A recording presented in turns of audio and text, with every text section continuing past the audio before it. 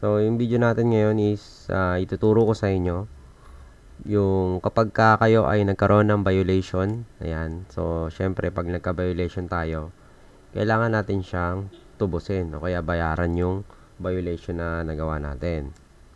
So, ito ituturo ko sa inyo kung ano yung pinakamadaling paraan para ma-settle natin yung ating violation.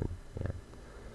So, kapag sinabi nating madaling paraan, ito yung gagawin natin siya via online lang, no? So, hindi na tayo pupunta dun sa mismong office ng LTO para i-settle down or bayaran yung ating violation or yung ticket natin. Punta tayo sa LTMS portal. Ayan, titignan natin kung makikita natin dun yung violation natin. So, login lang natin yung ating LTMS. Ayan. Okay, so ayan, nakalagay, merong notice dyan. You have been placed under alarm by the OGA interface. Okay, all transactions to LTO are blocked until the alarm is lifted. Okay, please go to the OGA interface to settle your alarm. So, yun na nga yun, yung violation natin nung nakaraan. Ito, click lang natin tong violation. Ayan, pwede mo natin siyang click. Tapos, nandito yung digital natin. So, kapag meron tayong ganitong notice, mapapansin nyo, nakablock yung ibang features dito. Like, ito yung sa license, sa vehicle, sa transaction, hindi natin siya makiklik. Ayan. So, hindi tayo makapag-restore dito kapag magre-renew tayo. So, click natin yung violation. So, demerit points, wala naman tayong demerit points. Ayan. Unsettle. So, dito makikita nyo, ito yung violation natin. Yan, nakikita natin dyan. May reference number. Ito yung apprehended. Yan. Yung date. So, nung February 22. Yan. 12:56 PM. Yan. Yan yung time na yan na nahuli ako. Tsaka yung date na yan. Yan. Dress code. Yung violation ko dito. Yan. Ang violation ko dito kasi naka-chinelas ako. So, dito kasi pinagbabawal na kapag nakamotor ka, bawal ang tsinelas dyan. Dapat dyan naka-crocs ka or nakasapatos.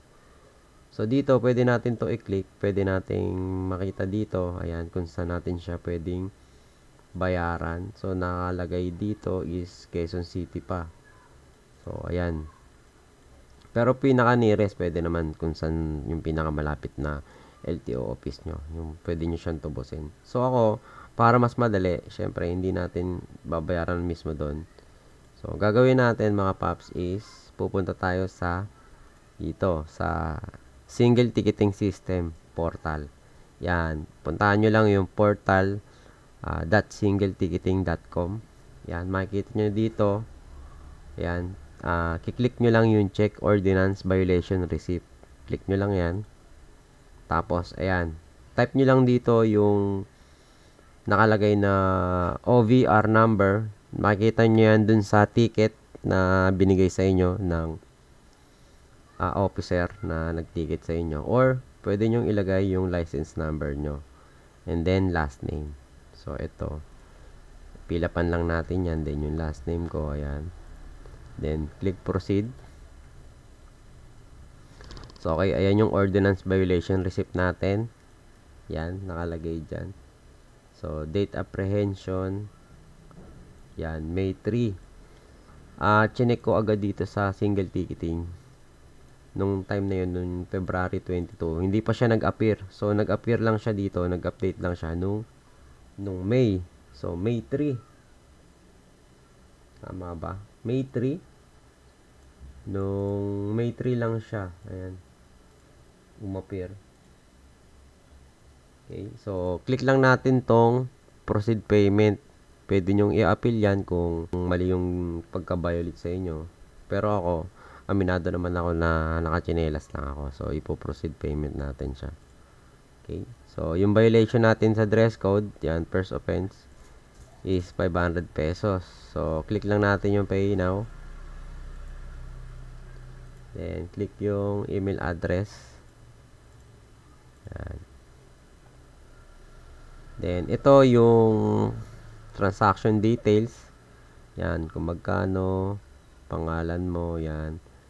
And then, yung payment. So, dito, meron payment mode. Pwedeng Land Bank, GCash, Paymaya, ShopeePay, GrabPay. Ayan. Marami pang iba. Ayan. BPI, PS Bank, RCBC, Robinson, Union. So, GCash tayo magbabayad. Ayan.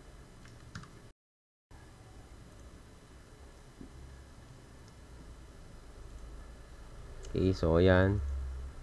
Dito tayo mapupunta. So, napunta tayo dito sa payment.myeg.ph. So, click na natin yung GCash. Yan, pwede tayo mag-over the counter. Yan, Cebuana, 7-Eleven. Siyempre, sabi ko nga, mas madali, GCash na lang natin para hindi na tayo aalis ng bahay. So, ayan yung payment details, order number, pangalan. Okay, so, amount. So, meron siyang convenient fee na 30 pesos. Yan, proceed payment lang natin, then okay. Okay, so, may lalabas dyan na QR code. So, yung gagawin nyo lang dyan, punta lang kayo ng GCash, tapos i-scan nyo lang tong QR code na yan, then proceed to payment na to GCash. So, yun, ganun lang kadali. So, mamaya, i-check ko sa inyo. Tingnan natin kung mawawala na yung sa LTMS portal natin na ito, yan. Check natin mamaya. Pag nabayaran ko na siya, check natin mamaya. Okay, so ito mga paps, after nating mabayaran sa GCash, ayan, automatic siya. Ayan, marireceive nyo na yung payment result. Okay, so nagbayad na tayo ng 530. Yan, yung binayaran natin. Ito yung pinaka receipt. Yan. Okay, so ngayon, check natin dun sa single ticketing or dun sa LTMS kung andun pa yung apprehension natin. LTMS portal. Check natin. So, okay, so hindi pa siya nag-a-update. Meron pa din.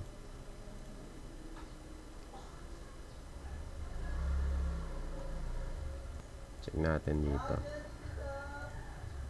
Okay, so okay, hindi pa siya nagre-refresh. So, balikan natin siya mamaya after 30 minutes or 1 hour. Okay mga paps, update. Kahapon kasi hindi pa siya nagre-reflect. So, bali ngayon kinabukasan na to, check natin yung update, yung status dito sa single ticketing kung nag-reflect na yung binayad natin. Okay, check natin. Yan, login lang natin dito sa single ticketing system. Okay, so ayun, nag-update na siya. Yung binayad natin kahapon, ayan, wala na siyang apprehension. Ayan, wala na, nag-clear na. Okay, so check naman natin dito sa LTMS portal natin kung andun pa rin, yung may note pa rin ng violation. So, ayun, na-clear na. Wala na. Okay, so, pwede na tayong mag-renew. Yan, kasi wala nang mga dito yung parang kulay pula. Yan, nakiklik na siya. Ayan, yan. Okay, so, yun, ganun lang kadali bayad ng violation natin kapag nahuli tayo.